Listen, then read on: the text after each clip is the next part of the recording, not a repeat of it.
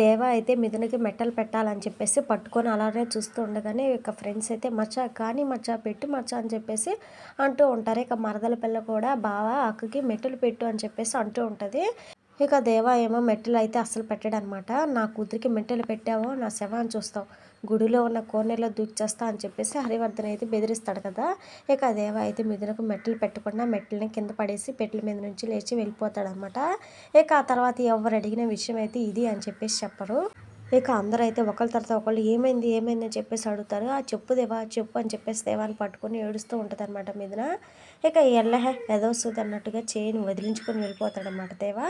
ఇక మిథున కూడా దేవా వెనకాలే దేవా దేవా అని చెప్పేసి పరిగెత్తుతూ ఉంటుంది అనమాట.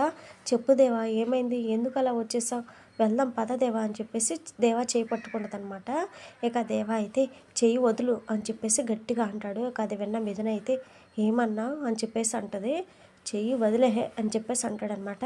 దెబ్బకి మిథున అయితే దేవా చెయ్యి వదిలేస్తుంది.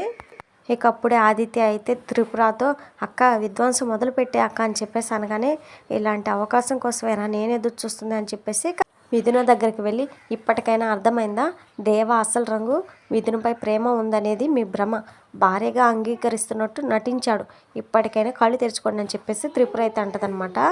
నో మై సన్ అలాంటి వాడు కాదు, దేవ మారిపోయాడు, మిథునను భార్యగా అంగీకరించాడని చెప్పేసి శారద అయితే అంటదనమాట. అవునా, మిథునను భార్యగా అంగీకరిస్తున్నా అని మీతో చెప్పాడా అని చెప్పేసి త్రిపుర అయితే శారదాన్ని అయితే అడుగుతుందనమాట. ఇక శారద ఏం చెప్పలేక అలానే ఉండిపోతుంది. ఇన్నాళ్ళు డ్రామాలు ఆడాడు, అలా చేసి అందరిని నమ్మించి మావయ్య గారి దగ్గర నుంచి కోట్లు దొబ్బేద్దాని నాటకాలు ఆడాడు అని చెప్పేసి త్రిపుర అయితే అంటదనమాట. డబ్బు కోసం దిగజారిపోయే పనులు నా కొడుకు చేయడు, మిథున కోసం వాడు ఎంత కుమిలిపోతున్నాడు నేను కళ్ళారా చూశానని చెప్పేసి ఇక దేవా వాళ్ళ నాన్న సత్యమూర్తి అయితే అంటాడనమాట.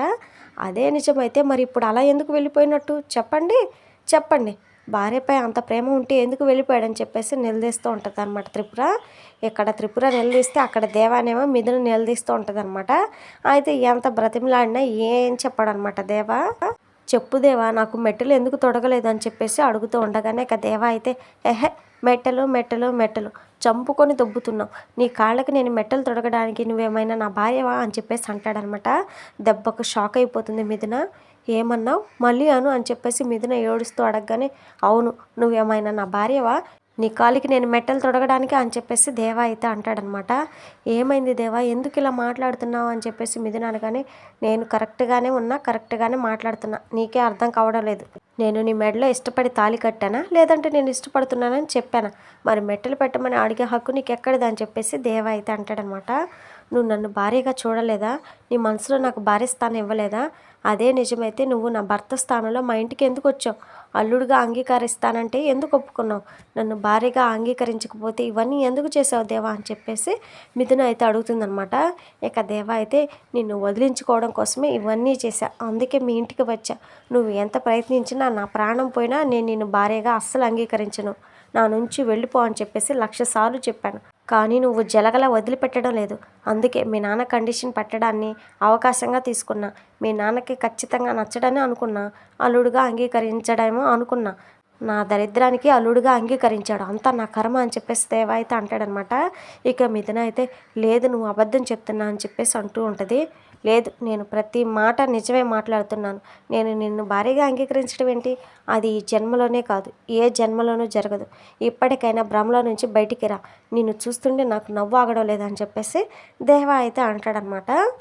ఇక ఆ మాటతో మిథున మనసు అయితే ఒక్కసారిగా మొక్కలైపోతుంది. ఇక మిథున అయితే అలాగే ఏడుస్తూ ఇప్పుడు నువ్వు మాట్లాడిన మాట కూడా నీ మనసులోంచి వచ్చింది కాదు, నీ మనసుకు ముసుగు వేసుకొని మాట్లాడుకు దేవా అని చెప్పేసి అంటదనమాట. ఇక దేవ అయితే హే చెప్తే అర్థం కదా, ఒక మగాడు ఎంత అసహించుకుంటున్నా కూడా వాడి వెంట పడితే నీ క్యారెక్టర్ని ఏమంటారో ఆలోచించుకో అని చెప్పేసి దేవ అయితే అంటాడనమాట. ఇక మిథున అయితే ఏడుస్తూ అక్కడి నుంచి అయితే వెళ్ళిపోతుంది. మొత్తానికైతే ఇలా చెప్తే కానీ దేవాని మన మిథున అయితే వదిలిపెట్టదనమాట. కానీ అసలు విషయం మిథునకి ఎప్పుడు తెలుస్తుంది ఏంటి అనేది నెక్స్ట్ ఎపిసోడ్స్లో చూద్దాం ఫ్రెండ్స్. మరి మిస్ అవ్వకుండా తెలుసుకోవాలనుకుంటే మన ఛానల్ని సబ్స్క్రైబ్ చేసుకొని లైక్ చేసి సపోర్ట్ చేయండి. Thank you friends.